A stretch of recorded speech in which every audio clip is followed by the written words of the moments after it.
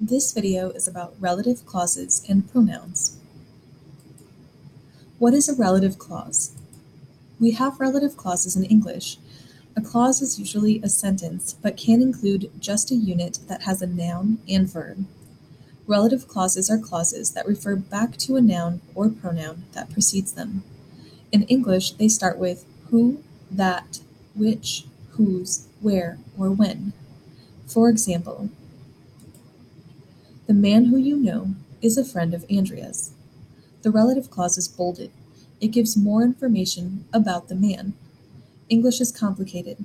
If the relative clause defines a specific individual or group, then we call it a defining relative clause, and there are no commas separating it from the rest of the sentence. If the relative clause talks about the pronoun or noun in general, and not just some or one of them, then we use commas to separate it from the main clause. In German, unlike English, relative clauses are always set apart from main clauses by commas. While relative clauses in English begin with a question word, which are called relative pronouns when they work this way, in German, relative clauses begin with a relative pronoun, which looks more like the word the.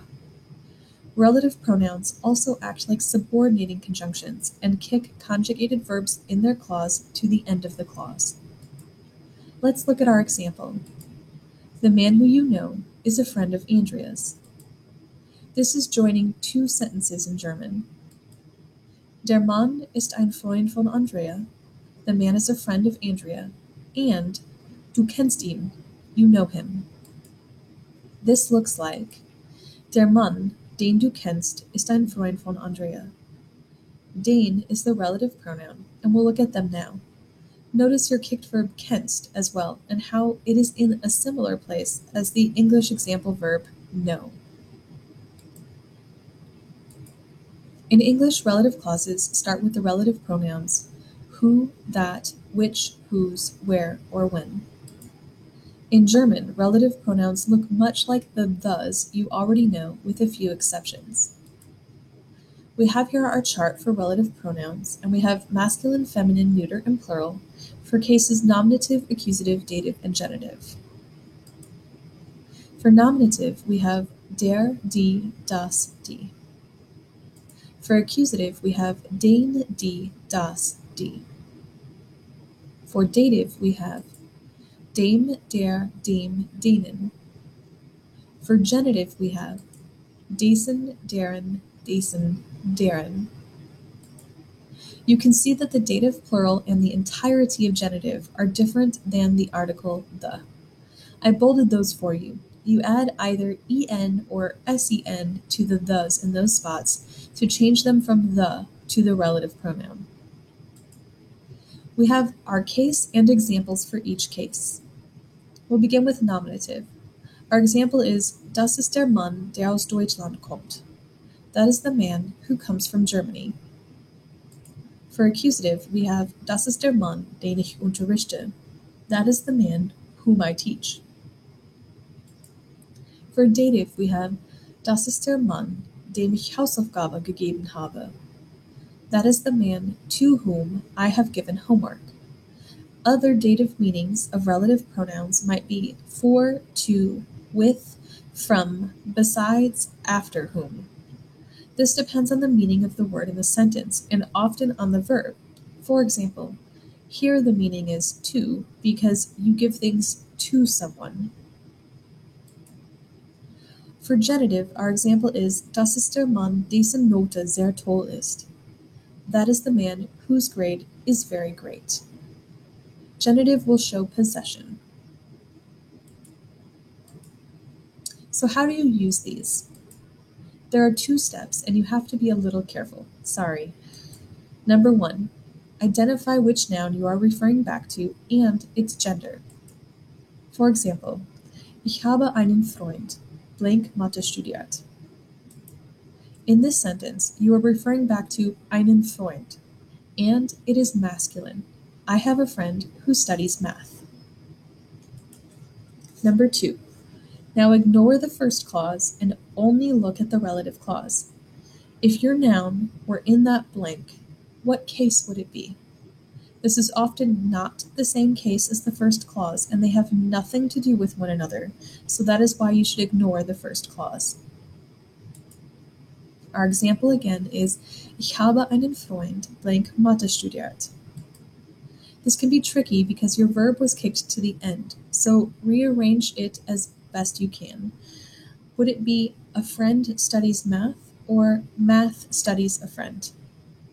It would be best as blank, a friend, studies math, blank studiert Mathe.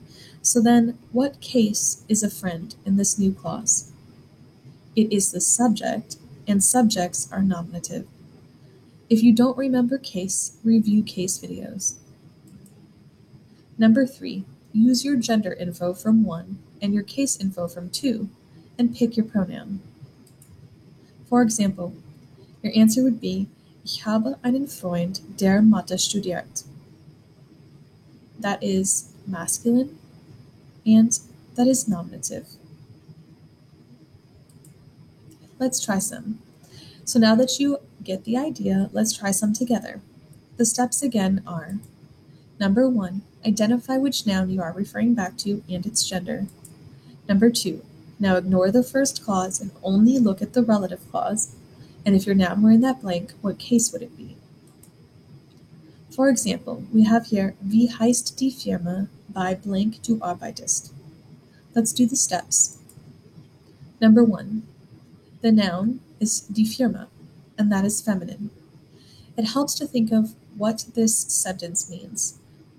What is the company called at which or where you work? I threw in at which because that is a more direct translation. Number 2, remember, verbs are moved here, so the second clause should look more like du arbeitest bei. What kind of preposition is bei? If you are not saying dative, you need to review your case videos. Nominative has 2 rules, accusative has 5, dative has 5, and genitive has 3. Think of all the lyrics to all the annoying songs you know, and if you replace just one annoying song with this new information, you'll know them. If you don't know them, you will struggle in many things. I'm just saying. So we have feminine and we have dative. Check out your chart on the upper right. Your answer is Wie heißt die Firma, bei der du arbeitest? That's feminine and that's dative. Let's try one more. The steps again are: identify which noun you are referring back to and its gender. And number 2, ignore the first clause and only look at the relative clause. If your noun were in that blank, what case would it be? Our example is: In der E-Mail, blank mein Lehrer geschrieben hat, gibt es den Kursplan. Let's do the steps. Number 1, the noun is der E-Mail, and that is feminine. It helps to think of what this means. In the email that my teacher has written, there is the syllabus. Remember, verbs are moved around here, so the second clause should look more like Mein Lehrer hat blank geschrieben. If something has been written, it is receiving the action of the verb write, which makes it accusative, the direct object. So we have feminine, and we have accusative. Check out your chart on the upper right. Your answer is In der E-Mail, die mein Lehrer geschrieben hat, gibt es den Kursplan. Note that the first clause in the email has der E-Mail because it is dative. No action, two-way preposition. In the second clause, the that refers back to the email and is accusative. Remember that the first clause should be ignored aside from finding your noun. I think you're ready to try some on your own. The goal is to fill in the blank with the correct relative pronoun. And here are your examples. Pause the video now to try these on your own.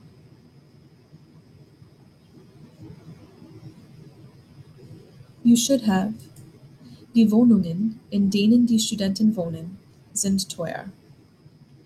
That's because Wohnungen is plural, and it is dative, because of the preposition in and no action. Number 2, Ich mag das Hemd, das du zum Weihnachten bekommen hast. That is because Hemd is neuter, and it's the accusative direct object. Number 3.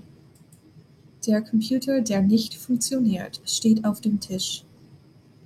This is because computer is masculine, and it's the subject, it's nominative. Number 4. Wo ist dein neuer Hund, über den du gesprochen hast? This is because Hund is masculine and the accusative direct object. Number 5. Betty, deren Sohn ein neuer Vater ist, arbeitet bei der Universität. This is because Betty is feminine and because we have possession, so there is genitive case. Number 6. Ich hätte gern einen Job, der ein gutes Gehalt hat und auch den Menschen hilft. This is because job is masculine and it's the subject, so it's nominative case.